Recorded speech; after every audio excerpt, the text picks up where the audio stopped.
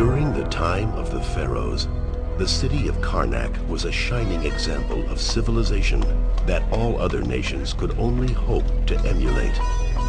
Today, Karnak lives on, surrounded by the spirits of the past. However, something has gone terribly wrong. PowerSlave is one of those games I discovered well after it released. It appealed to me because it looks like a build engine game, and I've enjoyed all the build engine games I've played. As it happens, the DOS version runs on the build engine. But I think I read somewhere that the consensus is the Saturn version is the best. Now, I don't know if that's actually true, because I have not played every version, but at the time I had recently acquired a Saturn, and was working on building a collection of games for it, so I nabbed a copy. Now, I never did beat it, and if memory serves, the controls took me some time to get used to, even with the 3D control pad. But I remember enjoying what I played, so when the enhanced port released, I jumped on it immediately. Developed by Labotomy Software and published by Playmates Interactive, PowerSlave was released for Saturn and DOS in 1996, and PlayStation in 1997. An unofficial port based on the PlayStation version called PowerSlave EX was released in 2015. An official enhanced port, combining elements from the Saturn and PlayStation versions, called PowerSlave Exhumed, was developed by Nightdive Studios and released for PC, Switch, PlayStation 4, PlayStation 5, Xbox One, and the Xbox Series systems in 2022. For this review, I played PowerSlave Exhumed for PC. Now, Nightdive Studios is a developer known for releasing enhanced versions of older games. These include Doom 64, Turok, Turok 2, System Shock, and Blood, among others.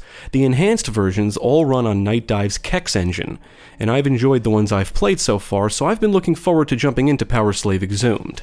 This review will contain some spoilers, so if you're sensitive to spoilers, now is the time to stop watching. You have been warned. Now let's take a look at PowerSlave Exhumed and see what it's all about. Unknown forces have seized the city, and great turmoil is spreading into neighboring lands. The story goes that extraterrestrials known as the Kilmot have seized the Egyptian city of Karnak and stole the mummified body of the great King Ramses. The protagonist is an operative deployed to infiltrate Karnak and eliminate the threats. The operative's helicopter is shot down, and as a result they are cut off from all contact with the outside world. The operative travels to the tomb of Ramses, where they are greeted by the spirit of King Ramses, and learn his eternal sleep was broken by the Kilmot, who intend to use his body's power to spread chaos and control the world. Ramses tasks the operative with finding 6 artifacts that will aid them on their mission to defeat the Kilmot and recover his body. The story does feature 2 endings, and the good one is achieved by finding all the transmitter pieces. The game opens with a narration providing the setup, and the story is primarily conveyed through Ramses as you progress. You can also visit his tomb at any time for guidance on what you're supposed to be doing. Overall, I think the plot is a fine setup for the gameplay, and I actually really enjoy the Egyptian theme mixed with sci-fi. The artifact hidden in this shrine is a gift from Sobek, god of amphibious creatures. Now, when I first discovered PowerSlave, I remember seeing some players describe it as Metroid Prime before Metroid Prime, and I would say that's pretty apt. They're not exactly the same, but do share some similarities.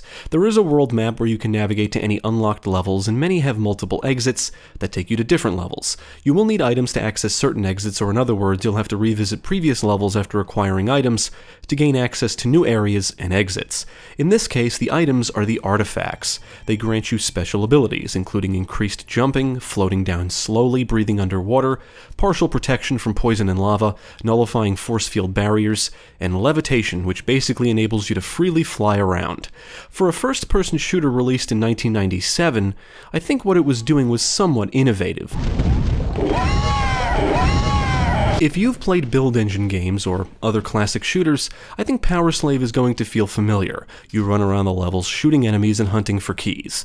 In this case, the keys are symbols, and you will need them to open specific doors. There are secrets to find, hazards to avoid, objects to break, revealing pickups and/or traps, and you can blow through walls in certain parts of the environments. PowerSlave does contain some cool weapons and decent gunplay. The arsenal consists of some typical weapon types for the genre, along with some more exotic weapons with an Egyptian or fantasy twist.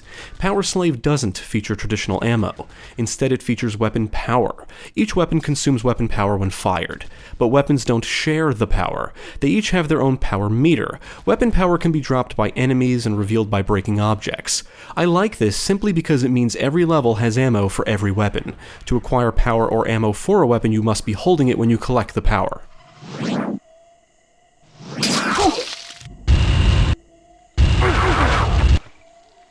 As I said before, the gunplay is decent. The weapons look cool and have good audio-visual feedback for the most part.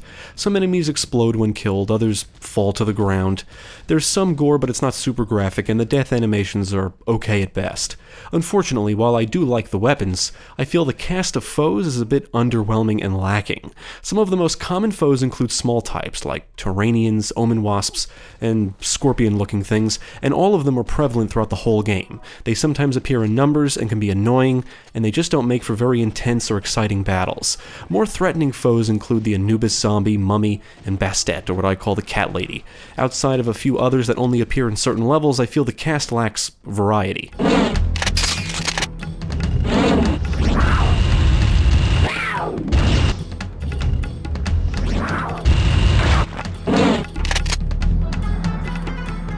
Now, I feel like exploration is more of a highlight than the action. To be honest, I was basically annoyed with the enemies and encounters by the end of the game. Foes felt more like obstacles in my way rather than threats I was excited to face, if that makes sense.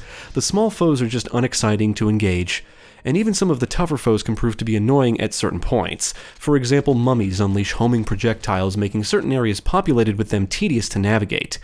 But I did get a sense of satisfaction from discovering things like keys, secrets, and exits. Despite getting stuck on more than one occasion, I enjoyed exploring, and the artifact abilities make for fun ways to get around. Seeing an area in a level I couldn't access yet would stick in my mind, and then I would get excited to revisit the level later when I had a new ability. And to be frank, once I got the levitate ability, I was having a blast just flying around everywhere.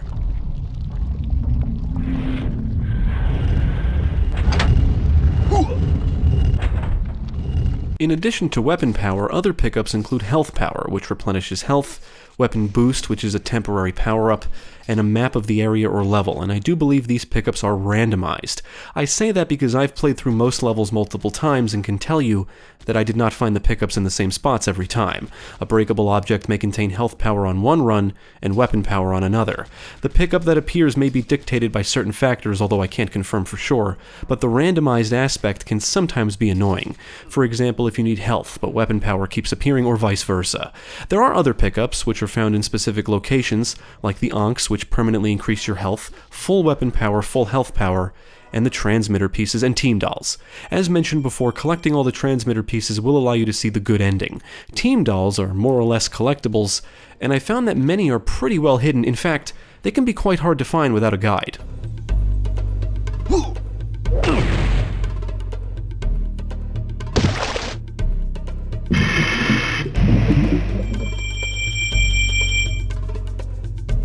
PowerSlave is the kind of game that requires you to pay attention and check every nook and cranny.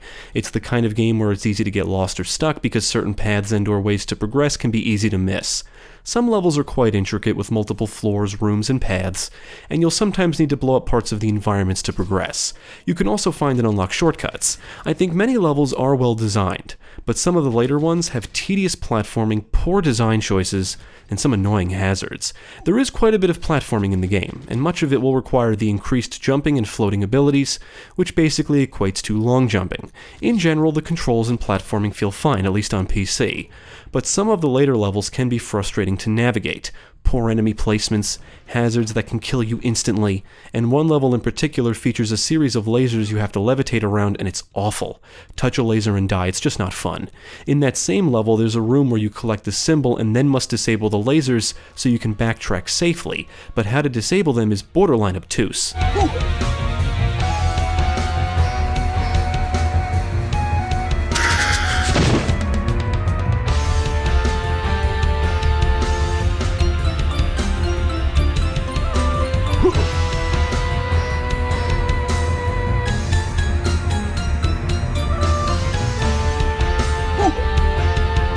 I do like PowerSlave's presentation. It's got the look and feel of a build engine game with diverse environments and good sprite work. I do like the weapons, and some of the enemy designs look pretty cool. The presentation does a good job at conveying the whole Egyptian thing with bits of sci-fi thrown in. In fact, the design of the final levels really drives home the sci-fi aspect of the game. The lighting and visual effects look pretty good, and the action is backed by solid audio work and a pretty good soundtrack. In my opinion, the music really helps add to the atmosphere of the game, and perfectly fits the Egyptian theme with tunes ranging from ambient and moody to more melodic and intense stuff. On the technical side, the game ran great, and I encountered no major issues.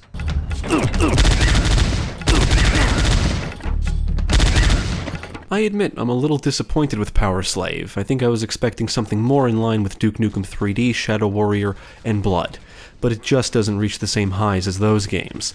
PowerSlave is certainly not a bad game, but I guess I just expected something a little more exciting. The enemies are underwhelming, and many encounters are just not that great. The game often pits you against many annoying small foes, especially in the beginning, and in general I feel the enemy variety is a bit lacking. I enjoy the Egyptian sci-fi theme, somewhat non-linear progression, and the Metroidvania-inspired style of gameplay, but I do think the action is one of the weaker aspects of the game. On the plus side, exploration and discovering things can be quite enjoyable, as is utilizing the special abilities to get around, and I enjoyed revisiting previous levels with newfound abilities to see if I could access new areas. While I think the level design leans towards the good side most of the time, how to progress is not always obvious or clear, and I felt some areas in certain levels are just poorly designed, making navigation more tedious and frustrating than fun. Ultimately, I enjoyed PowerSlave, but I left it feeling it could have been better.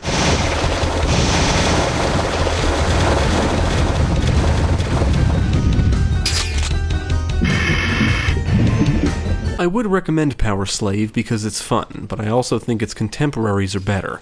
I think PowerSlave's mix of Egyptian and sci-fi is great, and for the time it released, it showcased some cool ideas. It is a first-person shooter, an action game, and unfortunately, I think the action is its biggest sore point. The weapons are cool, but I feel the enemies and encounters are just lacking. Nevertheless, PowerSlave is still a pretty good time overall. You might want to wait for a sale, but definitely check it out if you're interested.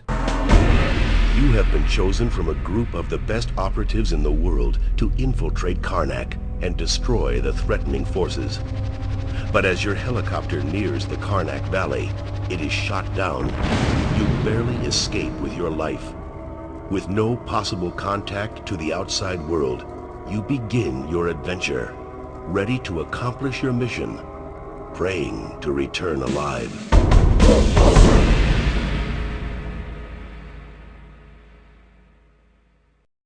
Thank you for watching. If you enjoyed this video, check out the rest of our channel, follow us at the links below, and you can also support us on Patreon.